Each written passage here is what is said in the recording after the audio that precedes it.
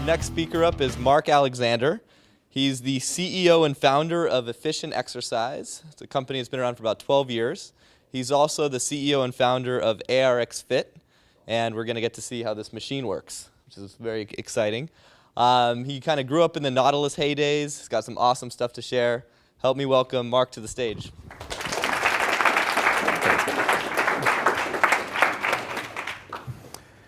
Hello, everyone, and my counterparts Keith and Skylar did a great job, and I'm just honored to kind of be on a team with them.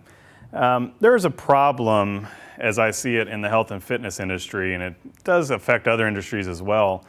That problem is there's a cloud of information. It's an ever-growing cloud of information, and oftentimes it's conflicting, oftentimes it's BS, and we're here to try to help you understand that it really can be simple, it really can be achieved, and we're not saying that our job is easy because there's a lot of factors that go into helping someone transform their lives. But like Keith just mentioned in the health versus performance talk, it is a simple solution. It doesn't take much intervention to achieve your health goals. And it, again, the problem really is deciphering through all this and deciding what is best for you. That's where we come in. One major portion of the solution is proper resistance training. I can't emphasize that enough. I'll probably say it several more times, but proper resistance training gives you most bang for the buck, if you will, on your exercise investment. There are many ways to do it, and I'm going to kind of dive into some of those. And part of the solution that we feel and has really helped us in the last couple of years since we've developed it is the ARX technology. Specifically, I'm going to address the ARX Fit Omni today. The reason I'm focusing on the Omni in this particular environment is that we have developed this to be able to have home use. In other words, you can buy this for your home, or we have a commercial version that has a little more bells and whistles, but again, it is applicable and very useful for the home use or in a commercial setting. So, going to try to keep it basic, brief, kind of like our workouts. We know that there, again, are simple solutions to health and fitness. People are trying to sell you something, so they always try to make it a little more complicated. You got to come in 5 times a week. But the goals for the talk today are to know what your exercise focus should be. You need to understand the advantages and disadvantages of various resistance training modalities. And I also want you to fully grasp, at least have a much better understanding of what our ARX, adaptive resistance exercise technology is, at least understand a little bit better, know why it's different without actually having to get your hands on it. But many of you will have the opportunity to play with the toy. We all like shiny toys. So your focus on resistance training. Again, proper resistance training gives you the most metabolic and anatomic improvements and the most bang for your buck. It should be safe, effective, and efficient. That's kind of our motto at Efficient Exercise. If it's safe, if a training program is continually hurting you, I call that wrong. I call that shouldn't be done unless you're trying to, as Keith alluded to earlier with the performance, you're trying to improve your performance of something, well, maybe you're going to risk that injury. For health reasons, it should always be safe. If it's always injuring you, I hear CrossFit, shoulder injuries, whatnot, watch out, just watch out. I'm not saying that it can't work, just be careful. Effective, if it's not getting you marked results over years of training, it's wrong. A lot of programs work for a short period of time, almost anything does. But if you're not continually improving, getting that metabolic currency of lean muscle mass, again, something's probably wrong. And it needs to be efficient. Again, for health benefits, an hour or less a week. With our new technology, 10, 15 minutes a week, you really don't need very much if you're doing it in the right way. So again, if I can't emphasize it enough, focus on proper resistance training. Skylar alluded to strength training. Only reason that I've started to adopt resistance training is with a new technology. When you say strength or weight training, technically this is resistance training because we've developed a new type of resistance. Not that something hasn't been done before, I don't want to lay claim to something that there's nothing new under the sun. People always try to lay claim to I invented this or that, but what we're doing is we're adapting it into a way that makes it accessible, and we hopefully can reach a broad swath of people, especially, again, specifically here with the Omni, because we're trying to make it affordable and accessible with this proper resistance training. So again, focus on Malibu Mark, what he tells you to eat, and then focus on proper resistance training, and you're pretty much golden. Yes, there are things that come up, there are life events that come up, stressors, whatnot, injuries, but in general, proper safe resistance training and a paleo-primal centered diet really gets you a long way. So just to dive into some of the various modalities of resistance training, you have free weights, you have body weights, you have machine-based protocols, Nautilus machines that, again, I grew up with, very influential in how I think. But just understand there are inherent inefficiencies within each one of those systems. Almost anything can work. Again, we can't stress that enough. We do use different tools at Efficient Exercise, for example. But again, just understand they're inefficient in various ways. For example, body weight. Maybe it works for a little while, but most people progress pretty quickly where body resistance exercise is not going to be sufficient stimulus to produce the metabolic and anatomic changes that you really want. You might get better at climbing a tree, but that's not going to necessarily make those improvements that most people are desiring. You also, again, can waste a lot of time. I've seen powerlifting routines that take an hour and a half, and most of that is warm-up. And it's just true. You have to load those plates on, and you have to take them off, and you have to figure out your percentages and what you're doing that day. So again, it can work for specific goals, but there's a lot of wasted time in there. Also, there's been a lot of work. Give credit where credit's due. Arthur Jones and Nautilus really did a lot of work to kind of fight against some of these improper biomechanics, leverage advantages, and things within free weights, and created the Nautilus Cam. Beautiful design, again, influential in how I think about machine design. Even that, though, with this type of technology, can become a pursuit that is really a moot point now. Can you use a Nautilus and perfectly designed cam? Of course, and it works well. We've used that for years at Efficient Exercise. I know Dr. McGuff is in here, and he uses MedX and super slow machines as well. Of course that can work. Again, but what I'm trying to tell you is there are inefficiencies, and if you're designing a perfect cam, for example, who is that for? It's usually designed around averages, maybe someone 5'9", 180 pounds. What about the 6'7" basketball player? What about the 5'1" female? What about long limbs, short limbs? Even with an adjustable cam, you still have those constraints. So we're taking that out. How does the Omni and ArxFit technology really address that? The Omni specifically addresses some of that through, again, the adaptive nature of it. The system is designed to adapt to the user, not selecting a predetermined weight, and hopefully that is right for set amount of time or effort. There's also, again, kind of going into the various modalities, you have kind of schools of thoughts, kind of a continuum, if you will, of ultra-constrained versus outright mimicry of movements.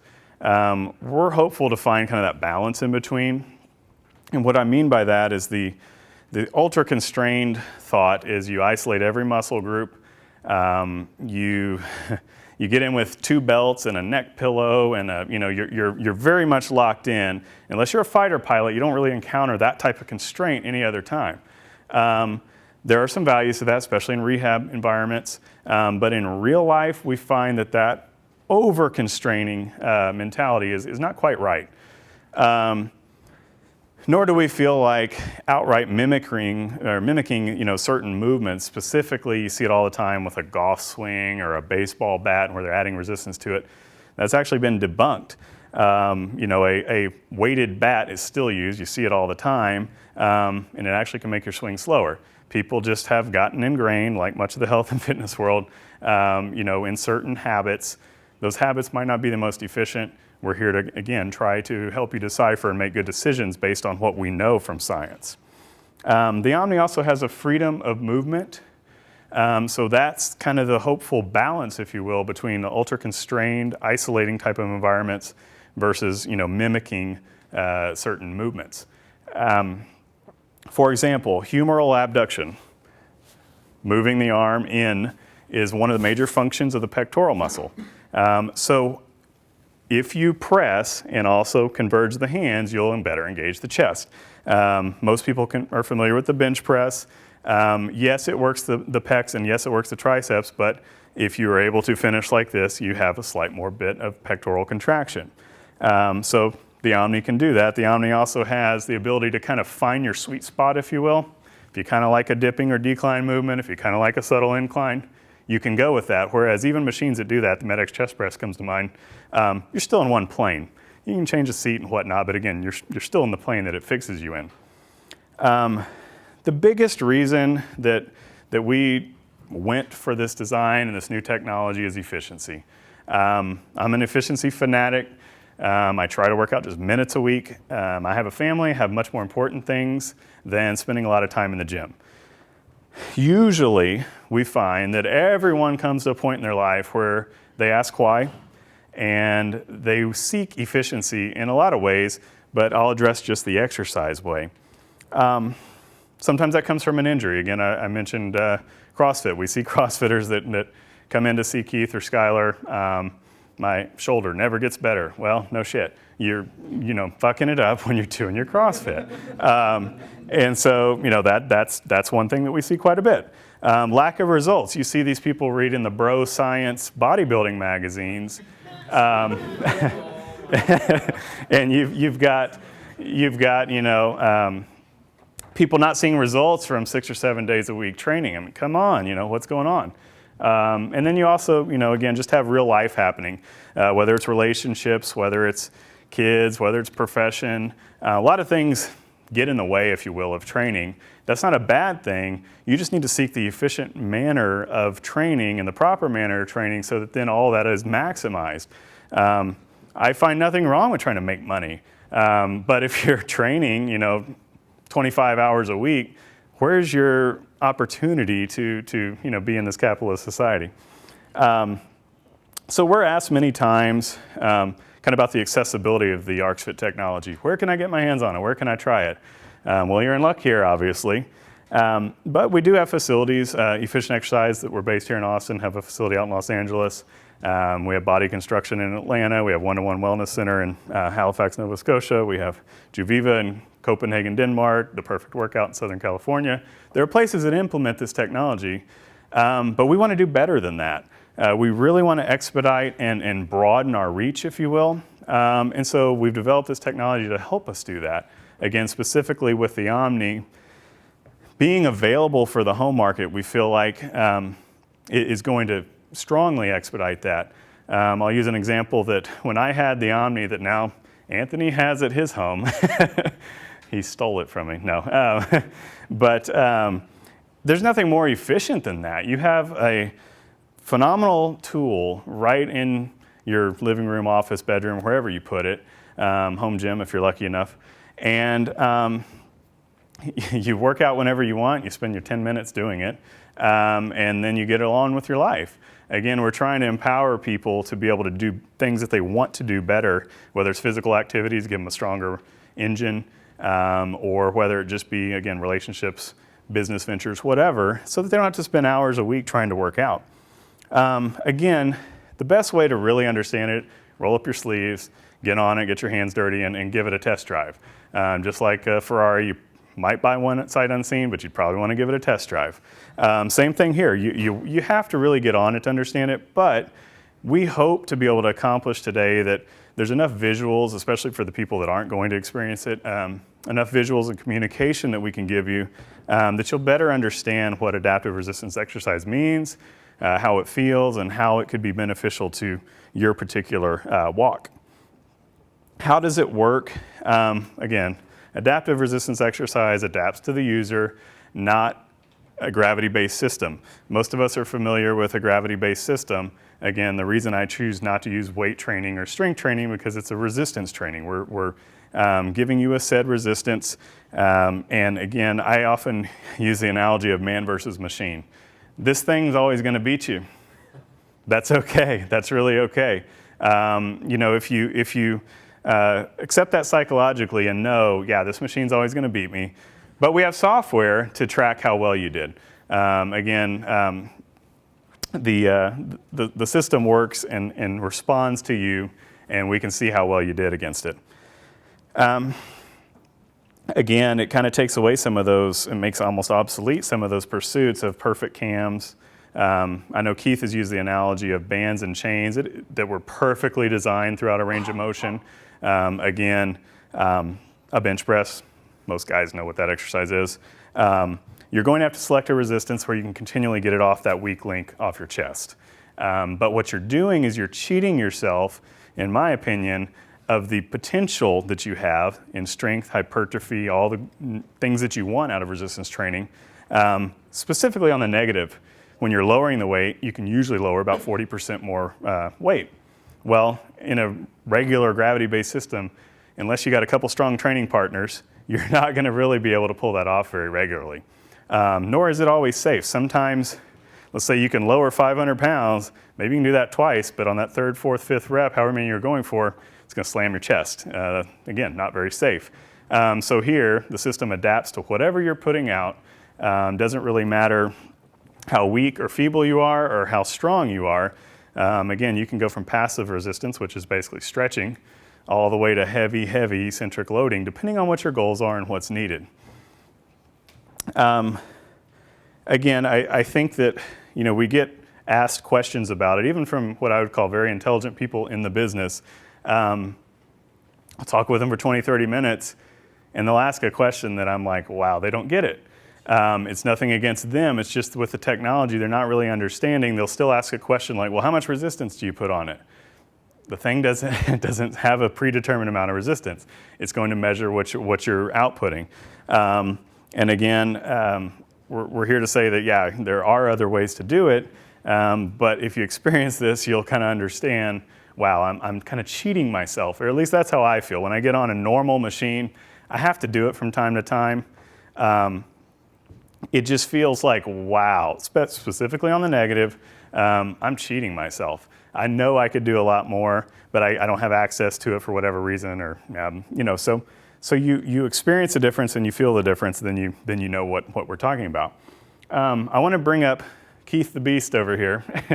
I think the best way to show you, without shy of you getting your hands on it, is to really kind of walk through, if you will, kind of what's happening. We'll kind of narrate a little bit here, and allow us to kind of interact with the software that will be on the screen there.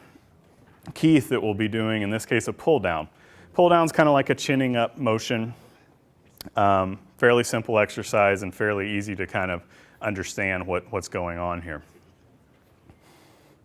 You ready? Yep. Welcome, Keith, to the stage. Here's Keith, yeah.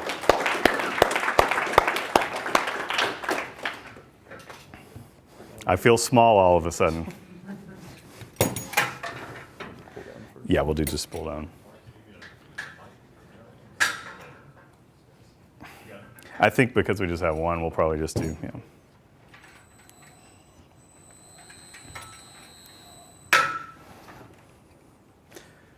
Got to treat him like a client. Do the belts for him. Oh, is it stuck through there? There you go. There we go. Okay, so what I want to show you, we have someone manning the software, so just bear with us as we do this. We'll create a profile for Keith. This is almost like he's never done it. We know this guy's done it, but so enter 1110. We usually just do a birth date. Don't have to do that, but so we'll enter in 1110 and create a profile for him. We'll enter 1110 and then create user profile.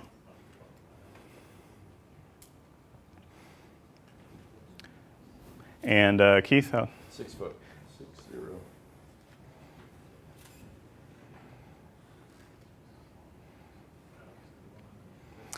6'0". Again, all these steps just necessary to have the data saved Software tracks your progress. We got 11:10. 11:10.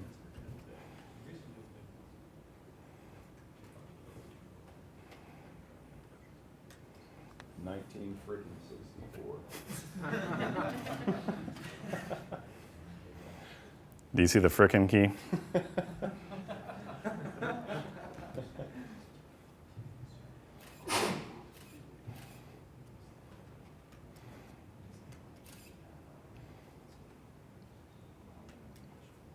And then we can accept that.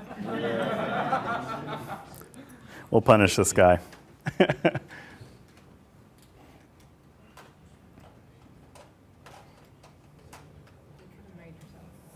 I think he makes himself lighter. We'll go ahead and hit custom at the bottom there. And we'll hit pull down. There we go. And we'll just let it sit there for a second. So I just want to describe a little bit of what we're doing. Again, showing that the system adapts and responds to the person and the user here. I'm just going to have Keith actually do a couple of static exercises. This is no movement at all. Some people find it to be a preferred training method. We find it kind of boring, but you can do it, and especially in rehab environments. And again, there's research to show at certain times to do static training. Again, I'm kind of trying to stay protocol agnostic as much as possible, but just to show you what the system does. Go ahead and hit begin here.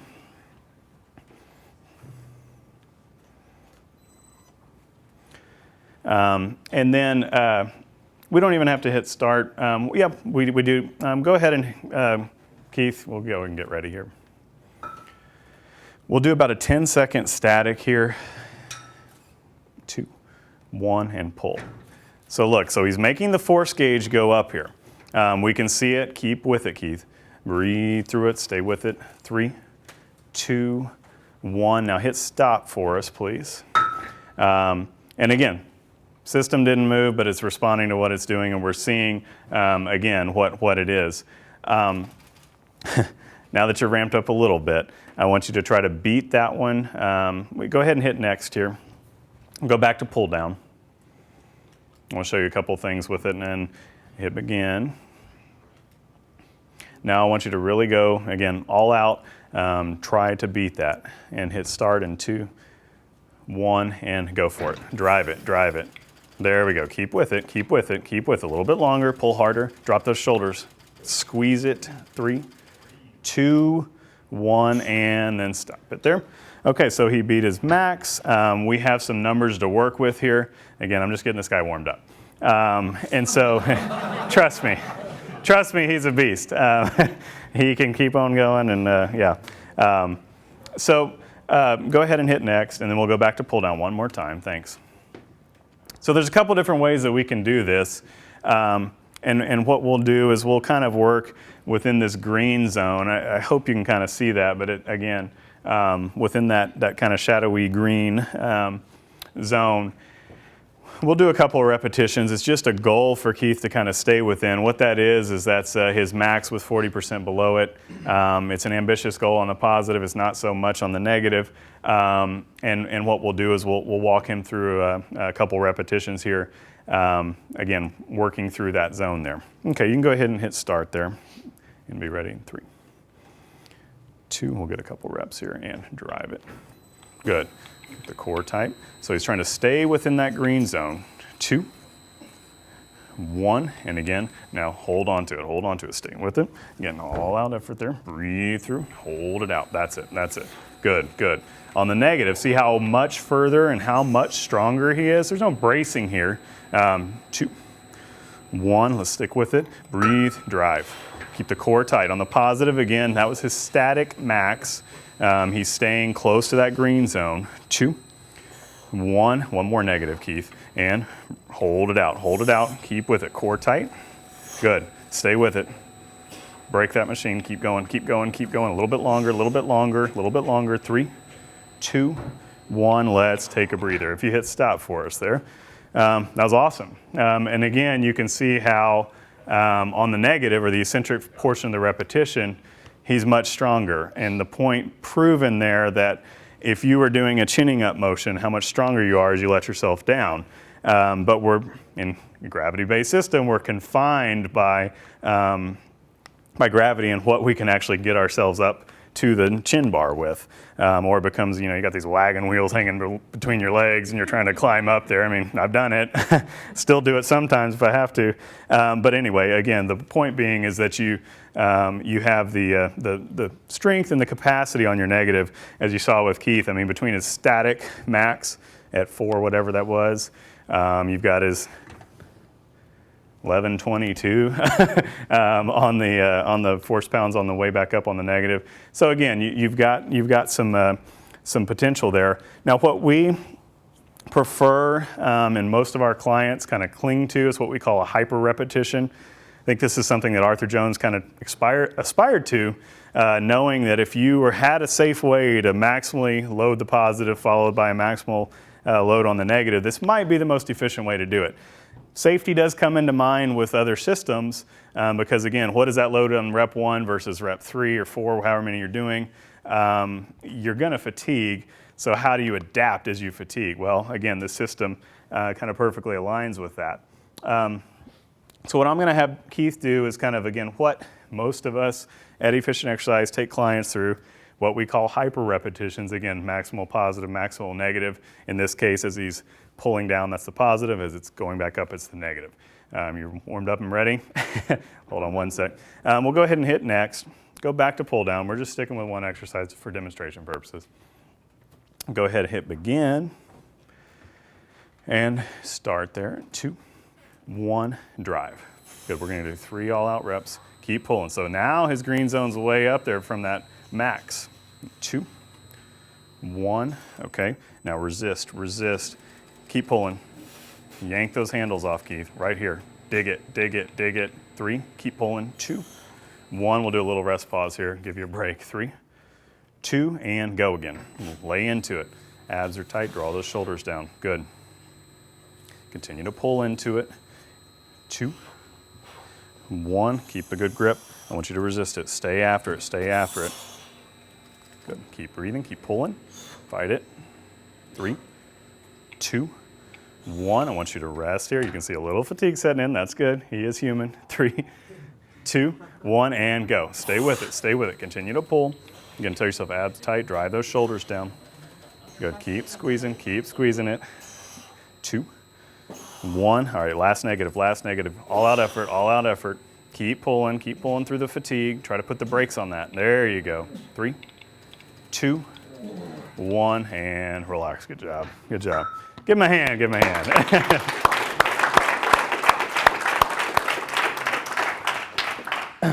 So again, with the demonstration purposes, and you can hit next if you don't mind there. We just did pull down. You can hit finish. And once we're on the finish, he's all warmed up. He's ready to roll. He wants to do more, I know. But again, we can kind of track, again, that's all pull down here. But we can track what we did, total amount of work, which is just a function of time, essentially. And then we have, his previous total works. You can also track maxes if that's, your particular fancy. You can also track just about any data point really that you want to pull out that you find most applicable, most valuable. What we really kind of find is that the total work over set amount of time kind of dictates the intensity. That's what we really look at. And I really think that, people will start to understand it. People will start to grasp it. We're doing our best to, again, try to make these as available as possible. And there's loads of potential with the software. We get a lot of questions about the software too. We had our intent to design it to make it very functional, stable, useful in the real-time environment. But I mean, these days with cloud-based storage, I mean, you can get all this data up there and do a lot of things with it. Again, broadening our reach, knowing what people are doing all across the world, all across the country. So we're in development there to be able to continue to develop that software. But I guess that's really about it. I wanted to open up, again, I opened with us being filters for health and fitness know-how.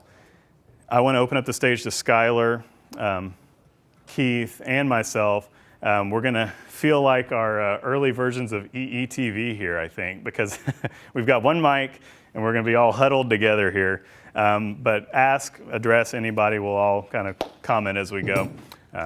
So Tired. let me stand in the middle is what they're saying. Okay. Yeah, my question was related to this particular piece of equipment. Yeah. One of the advantages of being able to go to a gym is the fact that you can do most exercises by yourself. So how does that work with this particular piece of equipment of being able to do things on your own? Yeah, good question. Last year at the unveiling of the Omni, I believe Keith used the wireless self-controlled handles. So all of our machines, and sorry, they're in the back. I didn't break them out right now. But we did the practitioner or trainer controlled remote this time, and that's what we do at Efficient Exercise. Or if someone, again, he knows what he's doing, but you get my point. But we have wireless controllers. There's a thumb controller to go on every time you press the right, you got the positive, you got the negative. So that's how you control it on your own. And just you didn't really ask this, but this thing is pretty versatile. I don't know how many exercises it does exactly, a couple dozen at least. So when you said you can do everything, well, from belt squat to deadlifts to any angle of press, to any angle of pull. Again, when we wrap up, we'll show you some more of that, and everyone can kind of get their hands on it and try some things out. So. How would you differ this from those air compressed workout machines? The ARCs You want to Fit? take So that? yeah. Sweet, I got the. So the gym I first worked at had that's Kaiser equipment. Okay, that air compressed type stuff. So what that does is through pneumatic resistance, it has this very steep resistance curve that the further out you go, the more resistance you're going to get. That doesn't, when you talk about, Mark was talking earlier about biomechanical tracking, I'll use the lat for instance. The strongest point for your wings here is actually in the middle. But if you were to do a pull down type exercise with the Kaiser, you go past that point, it keeps getting heavier. While the two prime movers, your biceps and your upper back, are getting weaker. And if you actually watched when Keith was working, through about this range, he was strongest. But as he neared the end or closest to his body, that needle started drastically dropping off. So that's the difference, is that it's indiscriminate to how strong you actually are. Whereas this is whatever you're going to pull, whatever you're capable of at any of those points, you can exert. Nothing is hindering you from working as hard as possible, in spite of the fact that you might not be as strong as you are at your strongest position. Make sense? Okay. It perfectly matches the strength curve perfectly because it's essentially mirroring back the force that you're putting into the machine, if that makes sense. So I was limited in the pull down here, but the machine matched me. So I'm maxed out here, and I'm maxed out where I should max out, and I'm maxed out here and here and here and all the way up through. That's why 3 repetitions on this, I'm still kind of winded. I mean, it taxes you. And that's why, again, you can dedicate, if you feel that working at a certain percentage of your 1 rep max, which is kind of traditional or not, to me it's not as applicable, but if you feel that that's what you want to do, you still can do that here. Just dictate your zone of what you want to work in. You can also work to a percentage of inroad. Again, it does make, in my opinion, some of these traditional methods of monitoring fatigue a little moot, but you still can work in a particular zone of a 1 rep max, or I'm going to work until I inroad this much. So there's a lot of ways that you can use it.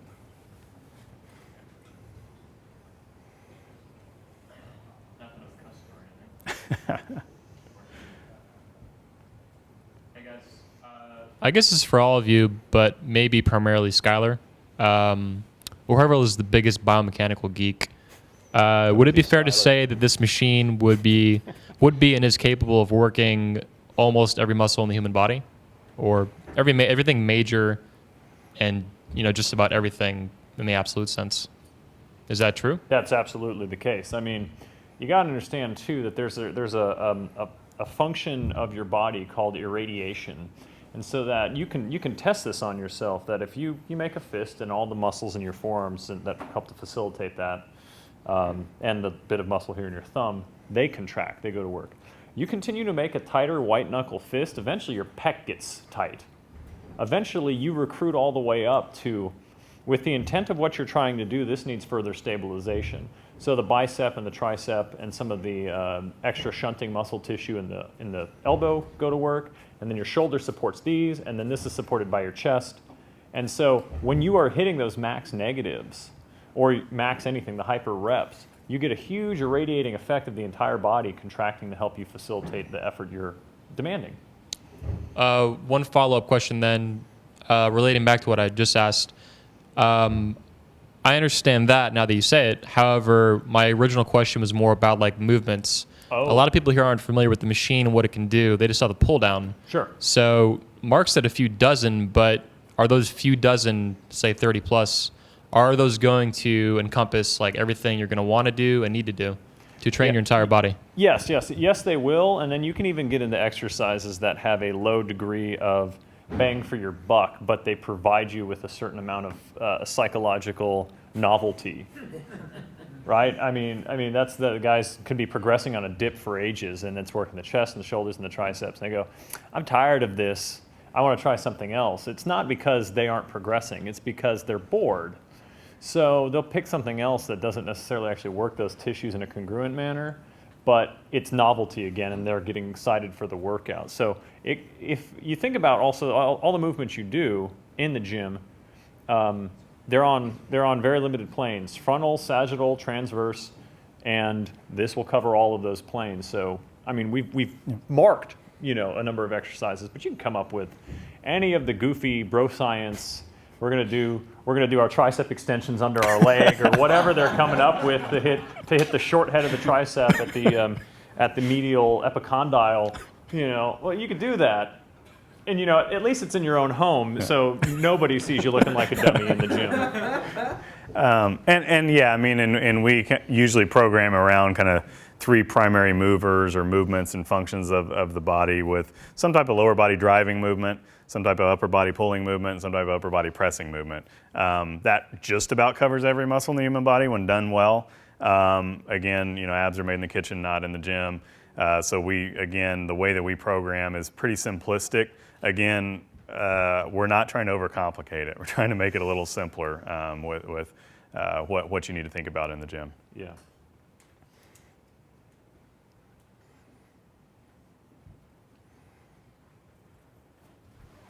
I have 2 questions. Firstly, I'm curious about because you're not on a limited plane and you're going at your maximum, is there any concern about safety if you're wildly gesticulating around? And the second question, you kind of touched on this when you're talking about how a lot of the ways to measure traditional ways to measure how much effort you should put in are gone, but in traditional high intensity training, one of the ways is you go till failure. And so what would you recommend as to a point to stop? Sure. I can touch on the first failure, one. the idea about failure. It's a very, I've kind of blogged about this and talked about it, but what is failure, right? So studies have been done where someone can work a muscle to failure, and that muscle can be stimulated electronically and still fire at a higher rate. So the muscle is not failing. There's an internal governor within your system that's actually keeping you from hurting your dumb ass, essentially. So it shuts you down, but it's more of a central governor system that's shutting you down. So the idea of going to failure is kind of arbitrary. But if you have indicators here, now you have something real that you can work against.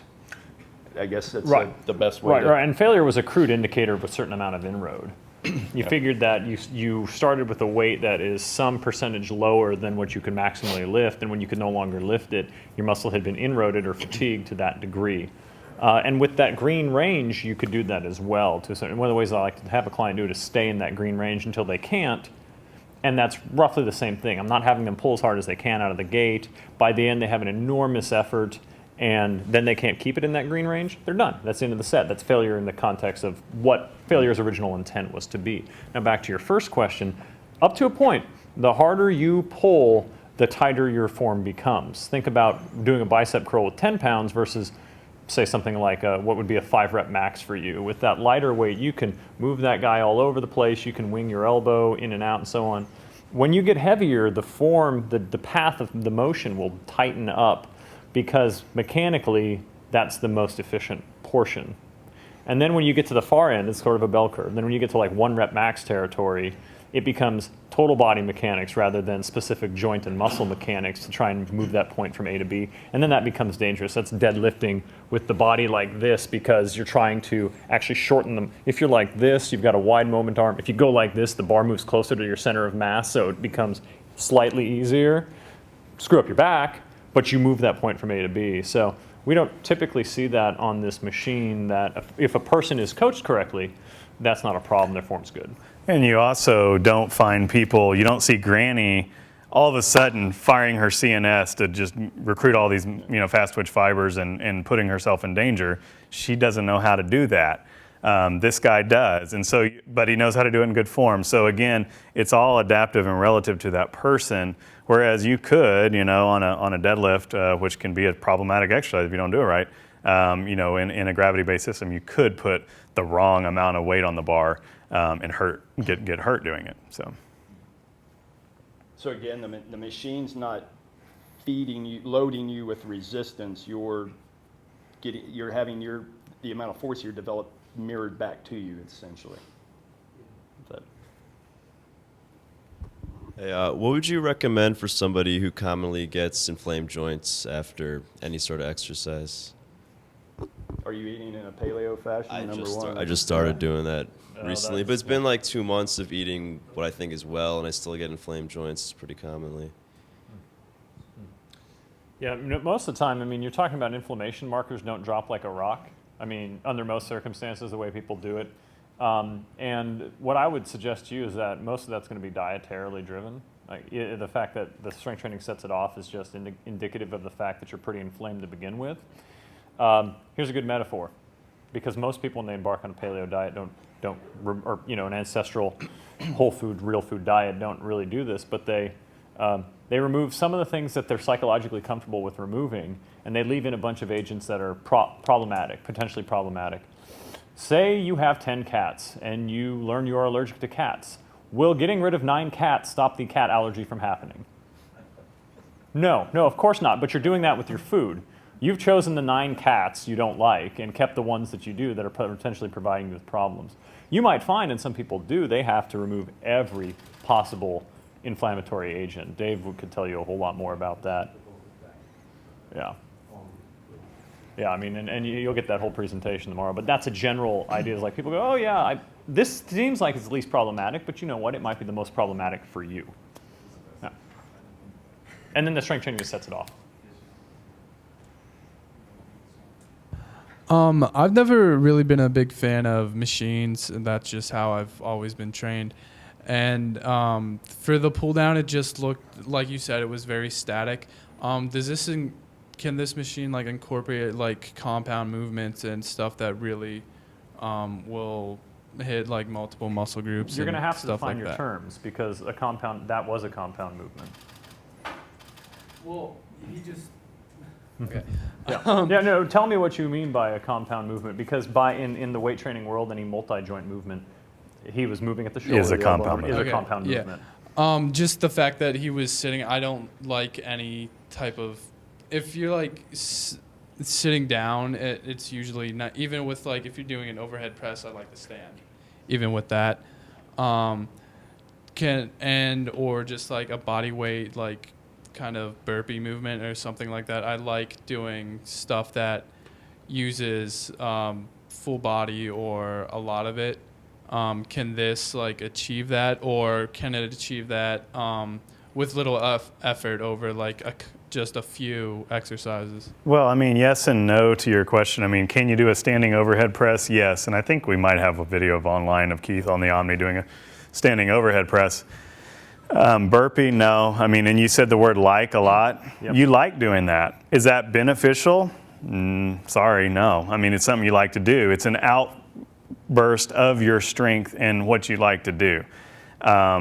that's not part of our core programming, so to say. We're not saying you shouldn't do it, but it's something that you like to do. Does that make sense? I'll give you an example. I do on the industrial version of this that we have in the studio that I work out, I do chins on that, right? But I also like to do free weight chins with what I talked about, the wheels hanging between my legs, all of that, just because I like it.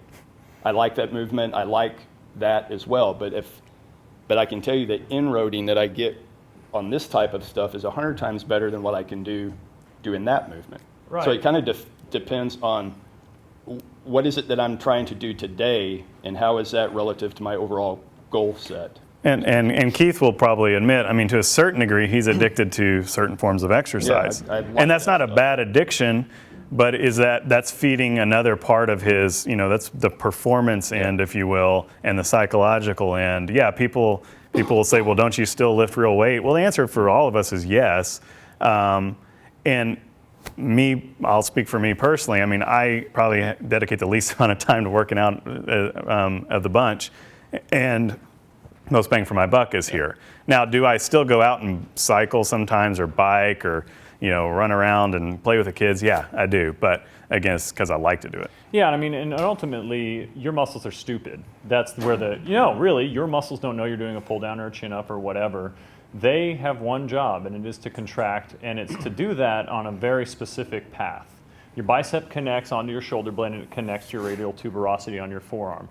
And when your brain sends a message to fire, it bends the elbow. How it goes about doing that doesn't matter. It doesn't matter what you like. It doesn't matter that it's on the ARX. It doesn't matter that it's a chin. All that matters is that this is contracting against a sufficient resistance. So that's going back to that point. You like a lot of things. We all do different things within that. This is a tool in the box. And you're going to find that some people don't have that interest like you do. And all they're looking at is, what can I get for the least amount of time? And to have other people, I mean, we have athletes, big-time athletes, who are more like, I like doing X, Y, and Z. But I know that I do X, Y, and Z better when I include this. And that's how we incorporated with them. Powerlifters, bodybuilders, distance runners, sprint athletes. Because ultimately, if their glutes need to get stronger, a belt squat on this is going to make them stronger. Because that's what the glutes are facilitated in doing. It doesn't have to be a barbell squat. They just have to be taxed, recover stronger, do it again, repeat. So hey, I'd love, throw on some Rage Against the Machine and knock out 5 sets of 5 chins heavily loaded. I love that. I mean, that's, Yeah. But if I'm looking for time efficiency and super inroad, I can do 2 pops of 3 here, 5 minutes, I'm taxed. I mean, I'm done. Yeah. So.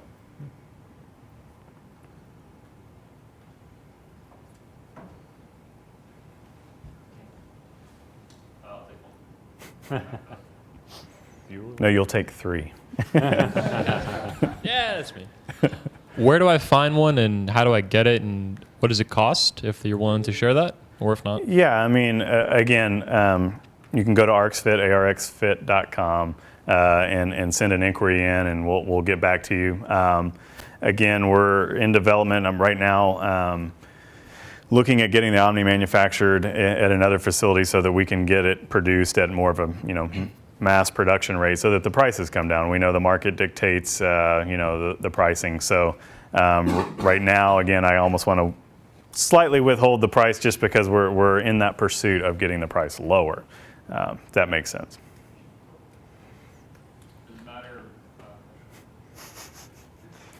Is it going to matter where I live, or what if I'm on YouTube and I live in Austria or something? Can I get it? Yeah, at I some mean, point in the we future? literally do have these Omnis around the world. I don't know if you connected with the guy in London that has it when you were there. But anyway, so yeah, we ship them wherever. We haven't gone down to Australia yet, although we've had some inquiries. But yeah, yep. Okay, I think we're all done then.